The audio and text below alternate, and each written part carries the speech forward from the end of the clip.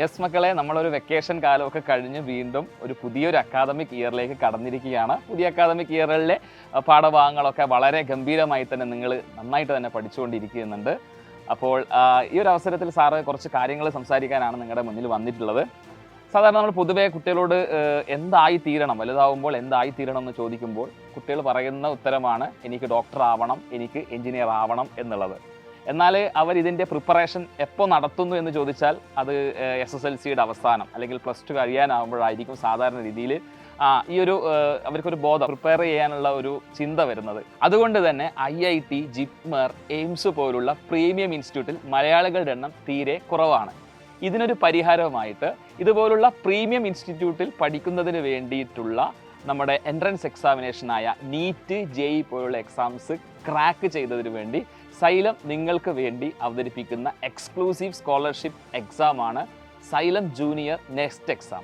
ഈ ഒരു എക്സാം എന്ന് പറയുന്നത് ഒബ്ജക്റ്റീവ് ടൈപ്പ് എക്സാമിനേഷൻ ആണ്. അതായത് ഒരു ചോദ്യവും 4 ഓപ്ഷൻസും ഉണ്ടാവും, അതിലൊരു ഓപ്ഷൻ ശരിയായിരിക്കും. അപ്പോൾ ഈ ഒരു എക്സാമിൻ്റെ സിലബസ് എന്ന് പറയുന്നത് നമ്മൾക്ക് സയൻസും അതുപോലെ തന്നെ മാത്തമാറ്റിക്സുമാണ് ഇതിൽ വരുന്നത്. ഈ ബേസിക് സയൻസിൽ തന്നെ നമുക്കറിയാം ഫിസിക്സും കെമിസ്ട്രിയും ബയോളജിയും വരുന്നുണ്ട്.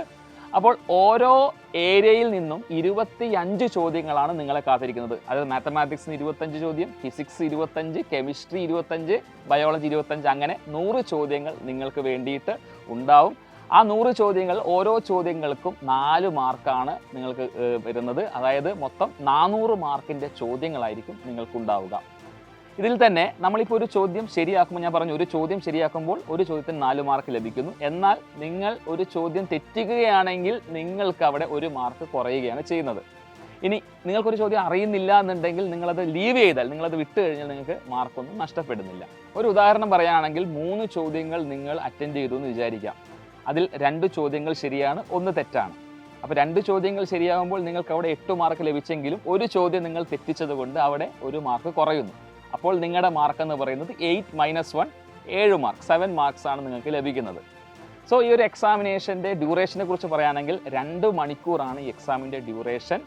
ഈ ഒരു എക്സാം നടക്കുന്നത് കേരളത്തിലെ സൈലത്തിൻ്റെ എല്ലാ ഓഫ്ലൈൻ സെൻറ്റേഴ്സിലും ഈ ഒരു എക്സാം നടക്കുന്നുണ്ട്.